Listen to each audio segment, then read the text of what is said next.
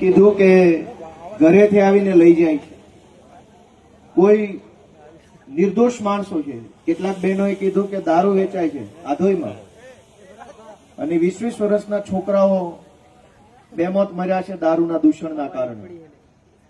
અને દારૂ વેચનારા દારૂનું દૂષણ ફેલાવનારા તો ક્યાંય ગુજરાતમાં પકડાતા નથી, પણ ખેડૂતો જ્યારે પોતાની જમીન માટે થઈને લડાઈ લડે છે ત્યારે ખેડૂતોને એમના પરિવારના મહિલા સભ્યોને અડધી રાત્રે ઘરેથી ઉઠાવી અને જેલમાં પૂરી દેવામાં આવે છે।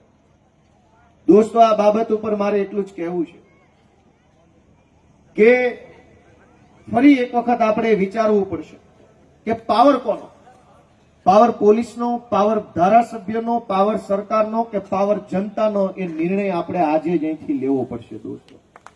અને તમારું મન એમ કહે કે પાવર જનતાનો, તો થઈ જાવ પાવરફુલ, લડાઈ લડવા માટે આગળ વધો। હવે જે થશે એ જોયું જશે, 1000 હાથ વાળો નક્કી કરે થશે, પાછું પગલું નથી ભરવાનું દોસ્તો। કરીને કરી શું લેશે?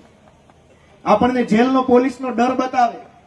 હું જયારે નવો રાજનીતિમાં આવ્યો તો મારા ઉપર ધડાધડ એફઆઈઆર એટલી બધી એફઆઈઆર થઈ, 15 જિલ્લાની જેલમાં નાખ્યો મને અલગ અલગ સમયે।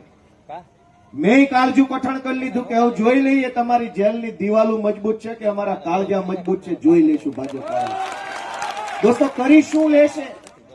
ક્યાં લઈ જશે બધાને? સેજ જો ડર છોડો, સેજ હતાશા છોડો, તો સરકાર પાસે એવી કોઈ તાકાત નથી કે નાના માણસની હિંમતને રોકી શકે।